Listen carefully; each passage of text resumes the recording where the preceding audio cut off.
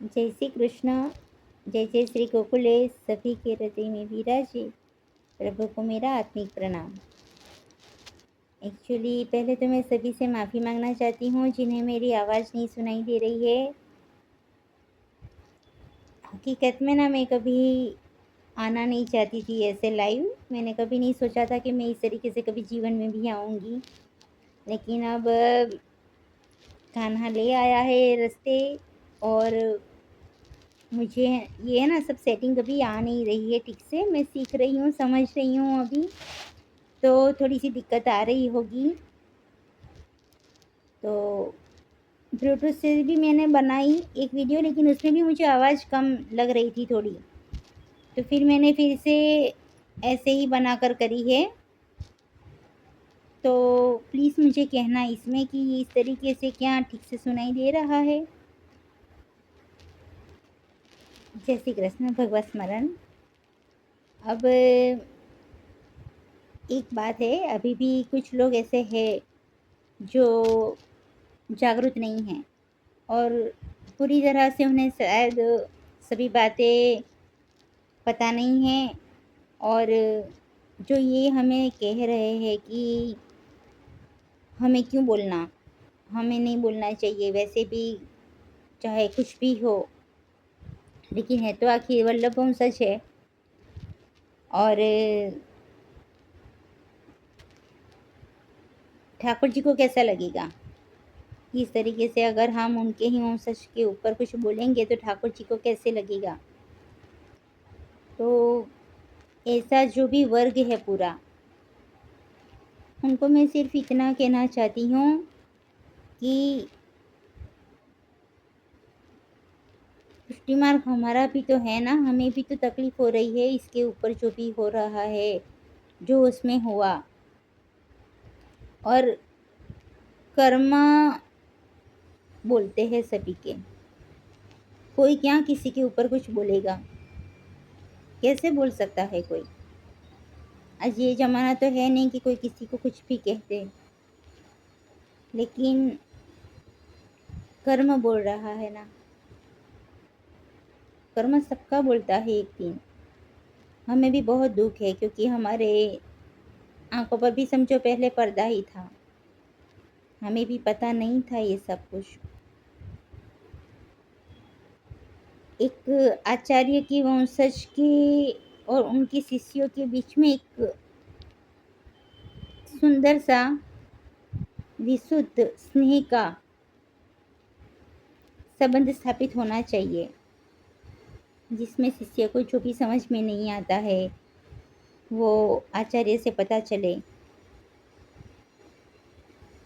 अच्छा रिश्ता जहाँ पर ऐसी सरलता और सहजता हो कि शिष्य अपने मन की सारी बातें कह सके, समझ सके, अपनी अज्ञानता कहाँ कहाँ पर है, क्या क्या नहीं आता है, वो सब कुछ कह सके, वहाँ से वो सब कुछ समझ सके, ज्ञान आ सके उसको। लेकिन कितना सुंदर होता ना अगर इसमें व्यभिचार जैसी चीज़ें नहीं आई होती, तो किसी के साथ कुछ गलत ना किया गया होता तो। अब क्या श्री वल्लभ को उस वक्त दुख नहीं हुआ होगा जो ये कह रहे हैं कि हम अगर कुछ बोले उनका कर्म वो जाने, हम अगर कुछ बोलेंगे तो ठाकुर जी को दुख होगा। तो ये उन लोगों को सोचना भी था ना, जो लोग इसमें हैं, लिप्त थे, है, उन्हें ये सोचना चाहिए ना कि ठाकुर जी को कैसा लगेगा अगर हम ये कर्म करेंगे। तो हम तो उनके वंशज है, क्यों नहीं सोचा। सभी ज्ञानी जन है ना, बड़े बड़े हैं, तो क्यों नहीं सोचा ऐसा कि इसका परिणाम जब आएगा तो क्या होगा, क्यों इसमें लिप्त रहे होंगे, क्यों किसी के भी साथ कुछ गलत हुआ तो आज ये दिन नहीं आया होता ना। ठाकुर जी का नहीं सोचा ना उस वक्त ये कर्म करते समय जिन्होंने भी किए। आज भी जो बहुत अच्छे हैं, जो सच्चे हैं, जो सिद्धांत के मुताबिक चल रहे हैं, उनके लिए हृदय से आत्मिक नमन है, बहुत सम्मान है।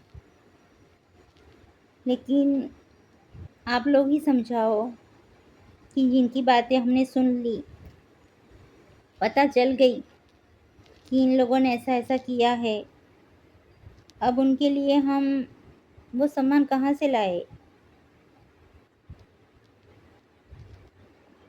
हमें अंदर से वो फ़ील होना चाहिए ना फिर वो सम्मान। हमें नहीं आता अंदर-बाहर अलग।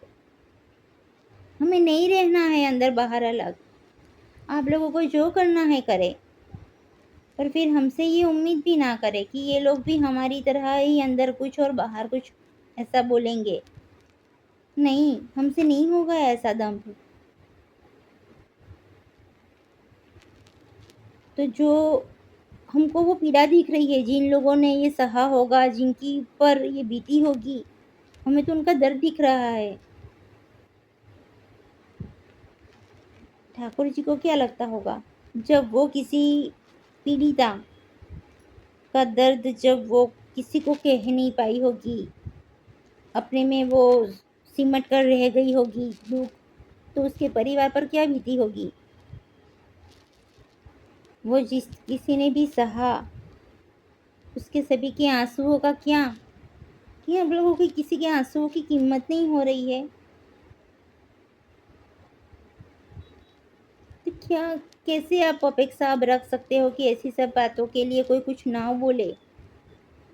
कैसे नहीं बोलेंगे? दुःख हो रहा है ना, हम लोगों को भी दुःख हो रहा है। तो पुष्टि मार्ग में ऐसा क्यों? नहीं होना चाहिए था ना, ये नहीं होना चाहिए था, ये अच्छा नहीं था ना, क्यों हुआ ये? कभी सोचा है, किसी को विचार आया ये कि कुछ ऐसा कहते हैं ना कि हम लोग तो बहुत सौभाग्यशाली है, बहुत भाग्यशाली है ऐसे कि रघुकुल हमने नहीं देखा, हमने यदुकुल नहीं देखा, हम साक्षात श्री वल्लभकुल को देख रहे हैं। जो इस बात का सौभाग्य समझ रहे हो, तो खाली इतना बताओ कि क्या व्यभिचार यही मार्ग में हो रहा? हम इस बात को गौरव से लें कि चलो हम इतने सौभाग्यशाली हैं कि आज हमें हमारे साक्षात जो वल्लभकुल दिख रहा है, उसमें हमको व्यभिचार भी दिख रहा है।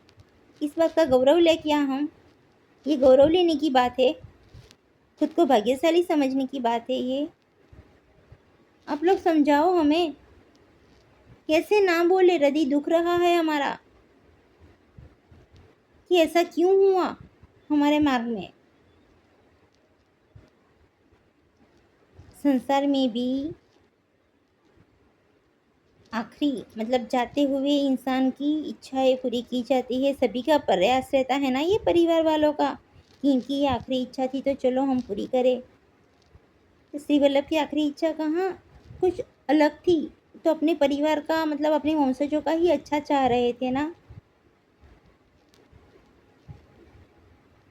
अपने वंशजों के उद्धार के लिए ही उन्होंने वो लिखा ना। उनकी आखिरी इच्छा वही तो थी कि कंचन कामिनी से मुंह में ना फंसे, सेवा में ही सन्मुख रहे, बहिर्मुख ना हो।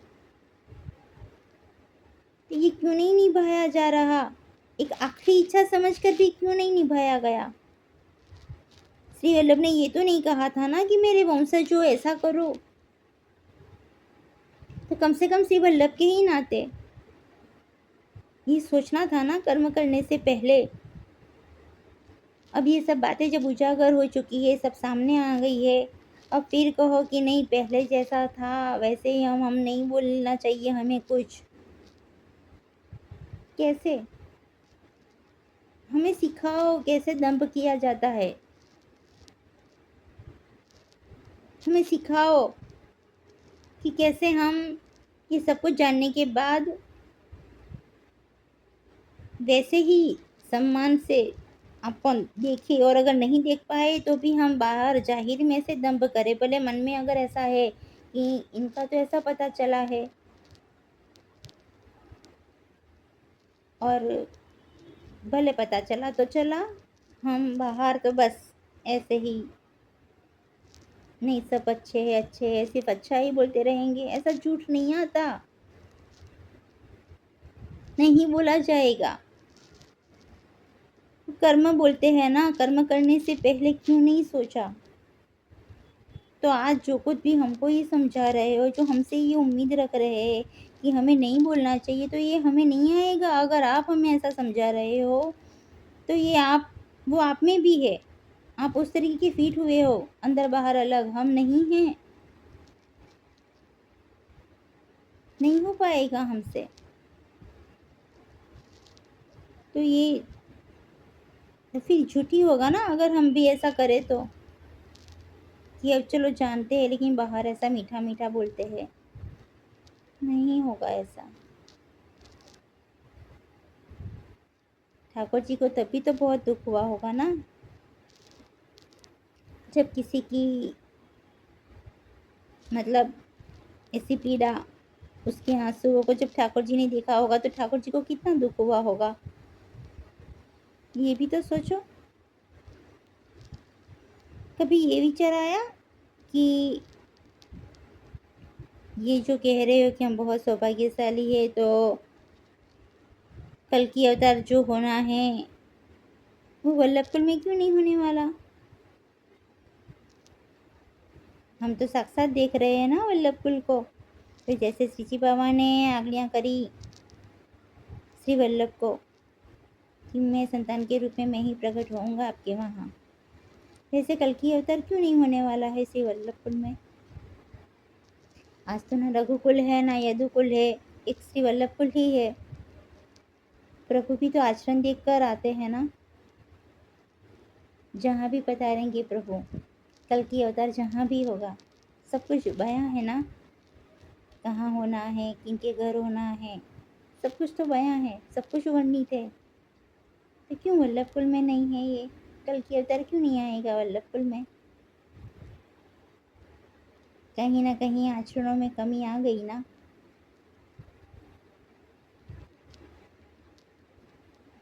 अंदर बाहर नहीं आएगा अलग। तो जो भी ऐसा कहते हो, जो भी ऐसी अपेक्षा रखे हो कि ये लोग ऐसे ना बोले क्योंकि वल्लभकुल है, नहीं, वैष्णव के घर में जन्मा, वैष्णव पुत्र कहलाता है। लेकिन अगर उसमें वैष्णवता नहीं है तो वो वैष्णव नहीं है। ऐसे ही श्री वल्लभकुल में जन्मा, वल्लभ वंशज कहलाएगा, लेकिन श्री महाप्रभु जी का अंश उसमें नहीं है। ये संस्कार का वारसा है, संस्कार का आचरण होता है, और वो अगर आचरण नहीं है, वो श्री वल्लभ का, श्री महाप्रभु जी का संस्कारों का जो आचरण नहीं है, तो नहीं है वल्लभकुल। क्षमा कीजिएगा, नहीं है वल्लभकुल।